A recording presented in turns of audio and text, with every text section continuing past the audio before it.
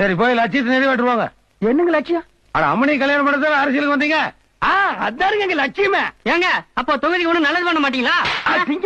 யார பார்த்து என்ன கேள்வி கேக்குற? தொகுதிக்கு நாங்க எதுக்கு நல்லது பண்ணணும்? 1947 இந்தியாவுக்கு சுதந்திரம் வந்தது. இது வரைக்கும் எத்தனை எலெக்ஷன் நடந்திருக்கு? ஜெயிச்ச முறை நல்லது பண்ணிருக்கானா? நாங்க மட்டும் பண்றதுக்கு என்ன இழுத்து வாங்கினீங்களா?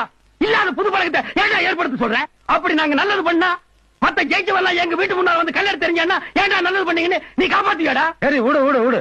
என்ன வார்த்தை கேட்டா நாம? ஏடா வழக்கம் போல தொகுதிக்கு ஒண்ணும் பண்ண வேண்டாமாப்பா. டேய் அல்ல கைகளா வாங்க வாங்கடா. பொன்னான வார்த்தையை வாயை திறந்து என்னமா சொன்னார் பாத்தீங்களா? எக்ஸ்பீரியன்ஸ் ஹேண்ட் சொல்லுது. டேய் அல்ல கைகளுடைய ரூல்ஸ் என்னடா? வாழ்க ஒளிக அங்கேயே இருங்க.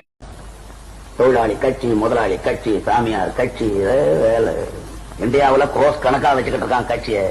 எல்லா கட்சியும் பிசினஸ்ல பூந்துட்டான். ஒண்ணுக்கு லாய்க்கு இல்லை.